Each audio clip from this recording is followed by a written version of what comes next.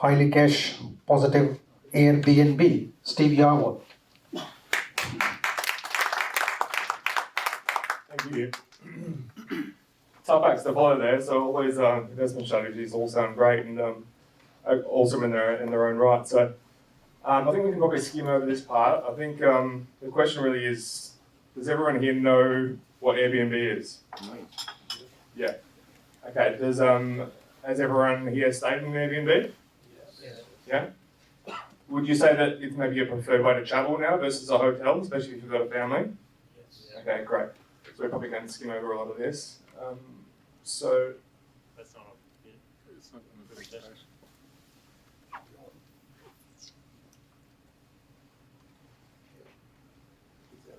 Oh, great. All right, so today's agenda, what is Airbnb, how it works, how it started, because it's an interesting story. Our company overview, our why, our team, and the local government approval process, returns and case studies with some figures and statistics. So as I said, I think we all know what Airbnb is. B&B is a bit of an umbrella term. It usually relates to short-term accommodation, or short-term rental is the actual word. There's other platforms that exist too, like your VRBO, Stays, HomeAway, Booking.com, and people's direct booking engines as well. This is a bit of an overview for you. So it started back in 2007. A couple of guys rented out some air mattresses on their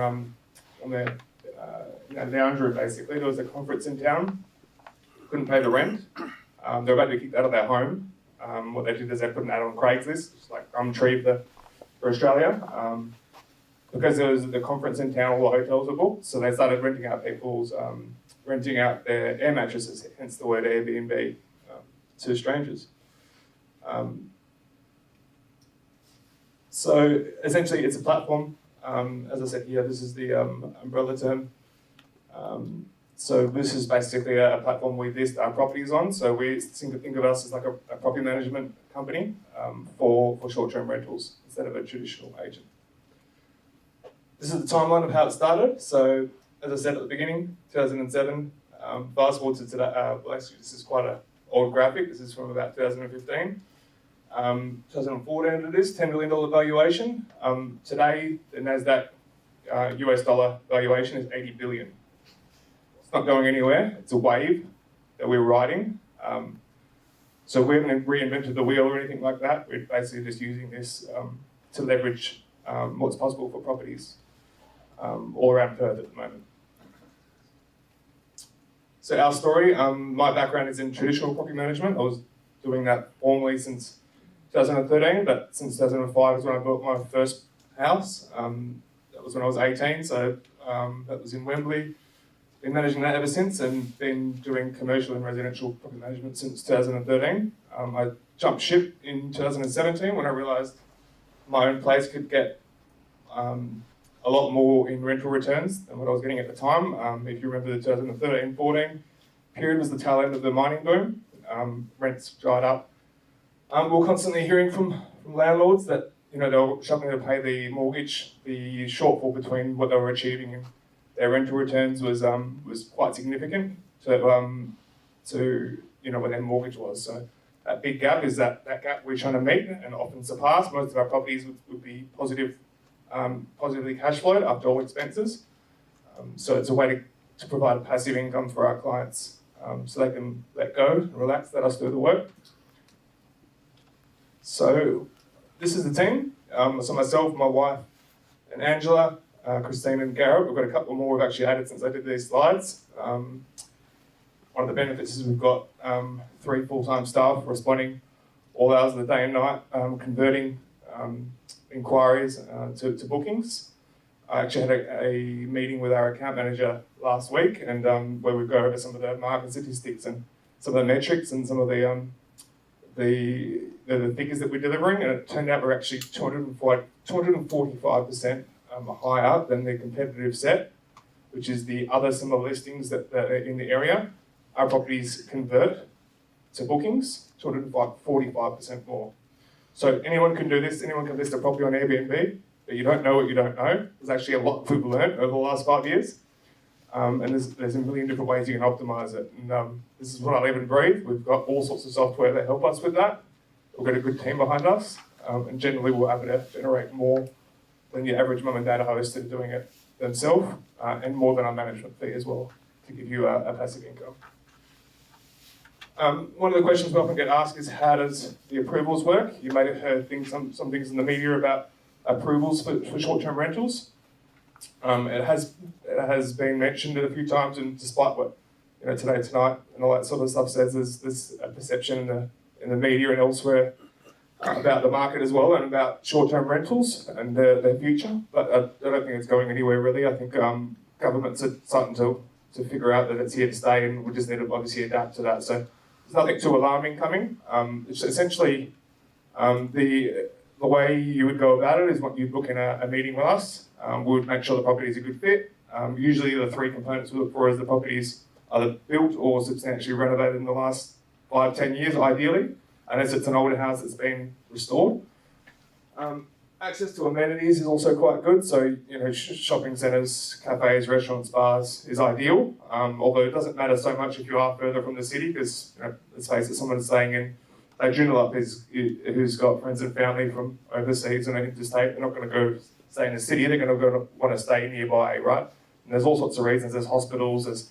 There's the beach, which is obviously we've got 160-kilometre urban sprawl from north to south in Perth. People like being near the beach. Doesn't matter if you're up in Alkimos or down in Rockingham. Your properties are still going to generally perform a lot better than traditional leasing.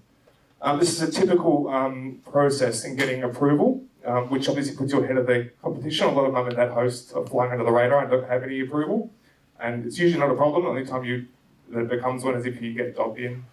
Maybe a nosy neighbour does you in type thing. Then the government will usually tell you to stop. But obviously, we try to help you with this process. We navigate this whole process for you.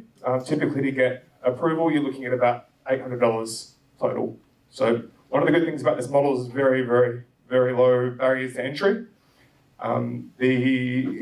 This is one cost, about $800, and then you've got furniture. So furniture is usually 15, 20, 25K for an average house. It does get more than that, depends on what spec you want to go.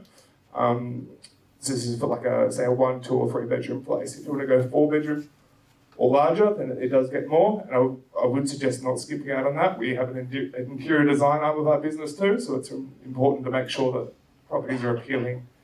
And let's face it, people skimming on Airbnb properties, they like to see that a property's appealing, interior decorated, styled, and that helps the performance of the property too. Everything's based on a 2-way review system, and a few key metrics you get rated on by each guest as well. So you want to make sure that you're ticking those boxes, and just like Google, there's algorithms, so the more you change the pricing, which we use dynamic pricing software, which analyzes supply and demand trends year round, and it refreshes daily, which we make sure that that's trending okay, and that sweet spot between nightly rate and occupancy, with that inverse. We try to get that sweet spot, the Goldilocks zone, we call it, to get you the best rate possible. Okay, moving on. So there's some case studies. So this is actually my place, the one in Wembley I mentioned before, 62 square metre apartment. In 2017, I was getting $230 per week. So pretty dismal, I thought, after renovating it to a reasonable level. And at the time, I was working for a reputable agency in Perth, and I thought I might see how Airbnb goes. This is the last 6 months worth of returns. So we see the rental revenue here is $27,800. The last 6 months has been generating $1,002.21 per week, with an ADR or average daily rate of $159.56, and occupancy at 89.73%. It's basically always back-to-back booked. I actually should be lifting the prices, and that's what I'm doing now. Spring and summer advertised rates are now $199 plus, and I'm expecting an occupancy of 80 to 85%. So, based on that, that's actually a yield of 23.7%.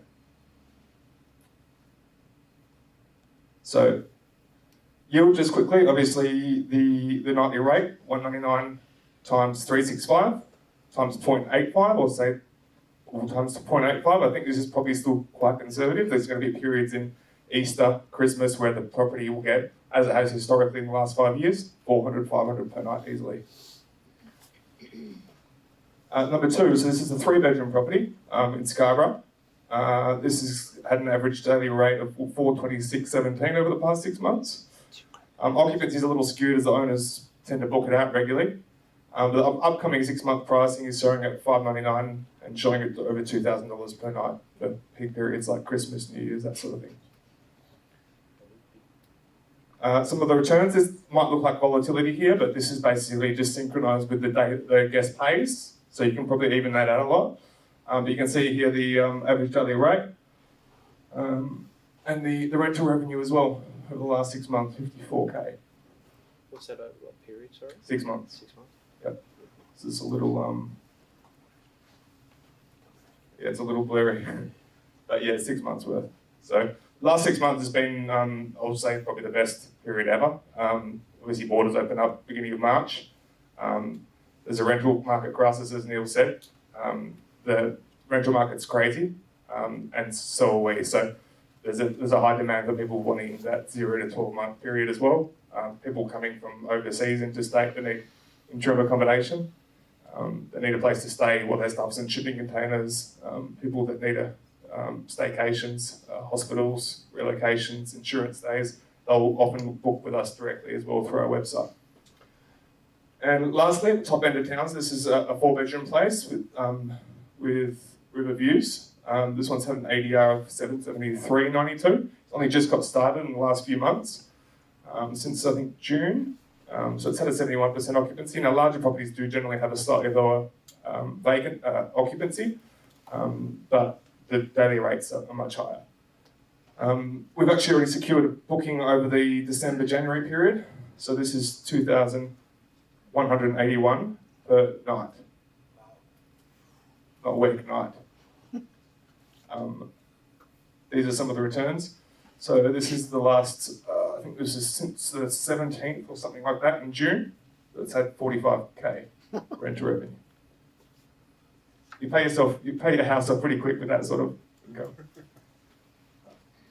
Average rent per stay, $5,500. This is just a screenshot of the booking that we received. 7 nights, 15K. 7 nights. This is a screenshot from Airbnb.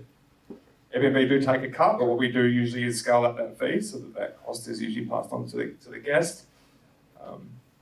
But yeah, you can see how our dynamic pricing works here. Based on high demand nights, that price goes up. Thanks, guys. I appreciate your time. And if you want to book in a call or get an estimate of the returns of any property you have, feel free to reach out. That QR code will give you my contact details. Otherwise, you can check us out online.